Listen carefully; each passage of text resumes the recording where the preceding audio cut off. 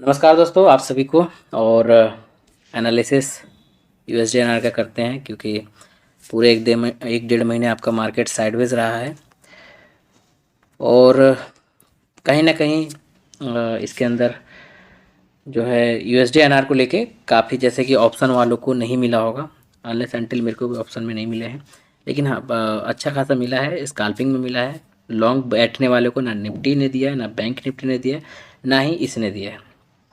ठीक। तो लेवल से पहले हम पहले ग्लोबल स्क्यूज की बात कर लेते हैं। मैं ज़्यादा वीडियो को लेंदी नहीं करूँगा, मेरे पास समय ना होने की वजह से मैं वीडियोस नहीं बना पा रहा था और अभी भी नहीं है, लेकिन आज मैंने टाइम निकाला है अपने समय में से और आपके सामने रख रहा हूँ। तो एक तो सीपीआई डेटा आने वाला है, जो कि अब सीपीआई से पहले आप ट्रेड मत करिए, जो कि 14 फेब को आएगा। One of the most important reactive data होगा आपका यूएसडीएनआर को लेके। ऑप्शन के अंदर आपको वहाँ पर बनेंगे। और दूसरा जो है आपका जापान का जीडीपी आने वाला, जो कि जापानीज़ एनआर के लिए होगा। और जीपीएनआर जो कि ब्रिटेन का जीडीपी आ चुका है। तो 14 को आपको जापानीज़ एनआर के ऊपर आपको नज़र रखना है और 14 को आपको जो है यूएसडीएनआर पे नज़र रखना है, सीपीआई डेटा। उससे पहले 13 को, आज 11 है, कल 12 और परसों 13 को मंडे है। तो मंडे को मेरे ख्याल से मूवमेंट देगा मार्केट, तो मूवमेंट देगा, अदरवाइज साइडवेज होगा तो साइडवेज होगा। तो चॉपी मार्केट में don't enter, don't take any buy sell any trade. तो आपको वहाँ पर अपने आप को संभाल के रखना है। चॉपी मार्केट में बिल्कुल बता देता हूँ कि चॉपी जो रेंज रहने वाला है, साइडवेज रेंज रहने वाला है, यूएसडी का क्या रहने वाला है। तो उससे पहले अगर मैं मंडे की बात करूँ, फ्राइडे सेशन की बात करूँ, तो फ्राइडे सेशन में क्या था, मॉर्निंग में 9:01 पे लोगों ने क्या किया था, फ्यूचर की मैं जो एनालिसिस हो मैं बताता हूँ। मॉर्निंग में 13,000 लोगों ने सेल किया था, बाय किया था। इन्होंने इसको क्या किया, इसको ऊपर ले गए और ऊपर मार्केट मॉर्निंग में ऊपर गया था थोड़ा सा, आप देख सकते हैं यहाँ से मार्केट ऊपर गया। लोगों ने और अपना एग्जिट करना स्टार्ट कर दिया पोजीशन को। जैसे ही लोगों ने यहाँ से पोजीशन एग्जिट करना स्टार्ट कर दिया, उन्होंने क्या किया, बिग प्लेयर्स ने सीधा पोजीशंस को सेल कर दिया, बहुत स्पीडली सेल कर दिया। ओवरऑल अगर हम बात करें तो माइनस का 1,33,000 जो है फ्यूचर सेल हो चुके हैं इंट्राडे के अकॉर्डिंग, फ्यूचर के ऊपर। तो लेकिन मेरा जो दबदबा लग रहा है, जो ट्रेंड लग रही है, वो ट्रेंड थोड़ा साइडवेज मूवमेंट रह रहा है जब तक सीपीआई डेटा ना आ जाए। सीपीआई डेटा मोस्ट एक्टिव है, जब मार्केट आता है तो 1 से 1.5 रुपया मूवमेंट करता है, 1 से 1.5 रुपया 1 से 2 दिन में करेगा।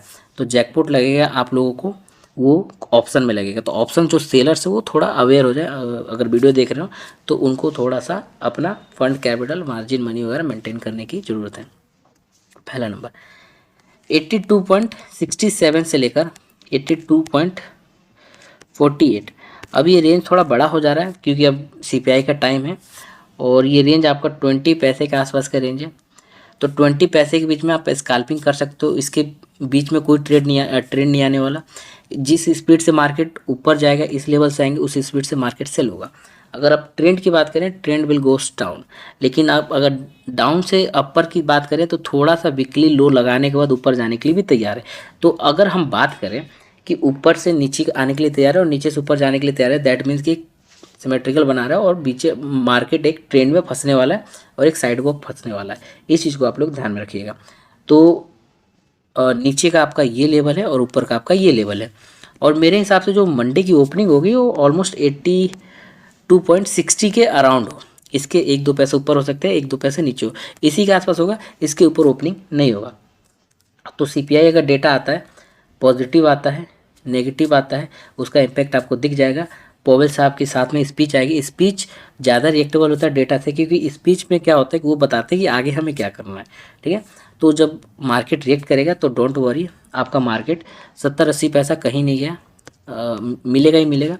एक पोजीशंस मैं बता दूंगा टेलीग्राम पे, जो जुड़े हुए हैं ठीक है, जो नहीं जुड़े हुए कोई बात नहीं।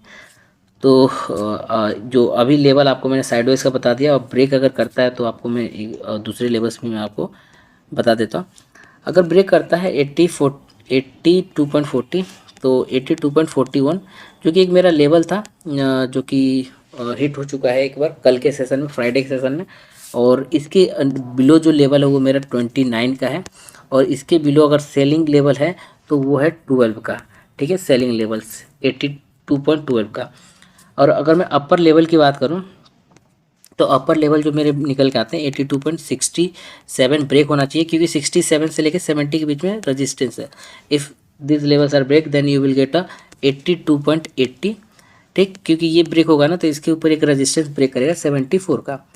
तो ऊपर जाने के लिए ये लेवल ब्रेक होगा अच्छे से, तो 83 की तरफ भी लेवल मूव कर सकता है, ठीक है। तो ये आपका यूएसडीएनआर के ऊपर मेरा व्यू रहेगा। ओवरऑल मैं यहाँ पर न्यूट्रल रख रहा हूँ। न्यूट्रल व्यू इट मीन्स कि मैं डायरेक्शन नहीं बता रहा हूँ किधर मार्केट जाएगा किधर मार्केट नहीं जाएगा। तो आप इस वीडियो को पूरा देखें तो आप कमेंट करेंगे तो पता चलेगा कि मैंने क्या बताया है, ठीक है। अगर मैं बात करूँ जापानीज़ एनआर और यूरो एनआर का, तो आपको डेटा के ऊपर रिएक्शन देता हुआ नज़र आएगा। जर्मनी का भी कुछ डेटा आने वाला है यूरो एनआर का, तो आपको वहाँ पर रिएक्शन दिखेगा। और जापानीज एनआर की अगर बात करें तो जीडीपी और एक्सपेंडिचर आएगा जापान का, तो आपको वहाँ पर रिएक्शन करता हुआ नज़र आएगा। अगर मैं जीपीएनआर की बात करूँ तो जीपीएनआर का आप लोगों के सामने मैं एनालिसिस रख रहा हूँ। जीपीएनआर में पहले तो जीडीपी डेटा आ चुका है ब्रिटेन का, जो कि बहुत अच्छा नहीं आया, उसकी वजह से जीपीएनआर में आपको सेल दिखा ही है। Gap down opening sideways and then sell, फिर ओवरऑल मार्केट आसपास में क्लोज हुआ है जहाँ से ओपनिंग था। दूसरा कि क्लेमेंट चेंज आने वाला है और अनएम्प्लॉयमेंट डेटा आने अनएम्प्लॉयमेंट जो ब्रिटेन का डेटा है वो एक्सपेक्टेशन है कि ऊपर आएगा। इससे पहले जीपी यूएसडी वगैरह गिर चुका है, उससे उसके अकॉर्डिंग स्पॉट मार्केट जीपीएनआर का भी आपका फॉल हो चुका है। तो कहाँ से बाय बनी कहाँ से सेल बनेगी, दैट इज़ इंपॉर्टेंट पॉइंट। तो वो आपको है ये लेवल 99.74। तो 99.67 99.67 टू 75 समथिंग, इन लेवल्स के बीच में आपको बाइंग बनेगा। आपको एज अ एक रेजिस्टेंस भी आपको इन लेवल पे दिखेगा, और इन लेवल्स के ऊपर आपको इस तरीके से सपोर्ट भी दिखेगा। अब देखिए यहाँ पर रेजिस्टेंस ये लेवल ले रहा है, लेकिन फेक ऊपर का ब्रेक यहाँ पर एकदम फेक ब्रेकआउट है।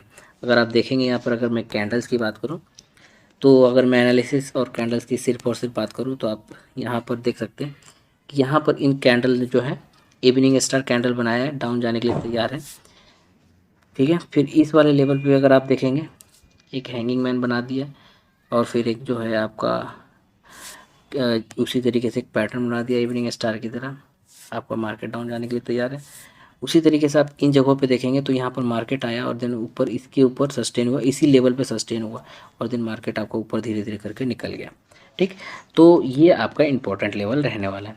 तो इसके ऊपर आपका मार्केट इस तरीके से चले और ऊपर ब्रेकआउट दे तो आपको डेटा का रिएक्शन अपसाइड दिखेगा 14 तारीख को। 13 तारीख की अगर बात करें तो 13 तारीख का यही लेवल रहने वाला, 14 तारीख को मे भी ऊपर नीचे हो सकता है, लेकिन 13 तारीख को जो इम्पोर्टेंट है वो लेवल आपका यही रहने वाला है।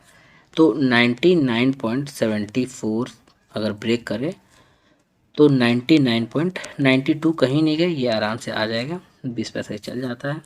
और डाउन की अगर बात करें तो 99.67 अगर ब्रेक आता है तो एक यहाँ से सपोर्ट आपको नज़र आ रहा है, यानी कि 99.47 48 के आसपास में आप एक सपोर्ट, 40 के आसपास में एक सपोर्ट मार्क कर सकते हैं, यानी कि ऑलमोस्ट 30 पैसे का आपको डाउन साइड का मूवमेंट दिखेगा जीपीएनआर का, ठीक है। वीडियो आपको अच्छा लगे तो आपको लाइक शेयर एंड सब्सक्राइब कर लेना। धन्यवाद। जय हिंद, जय भारत।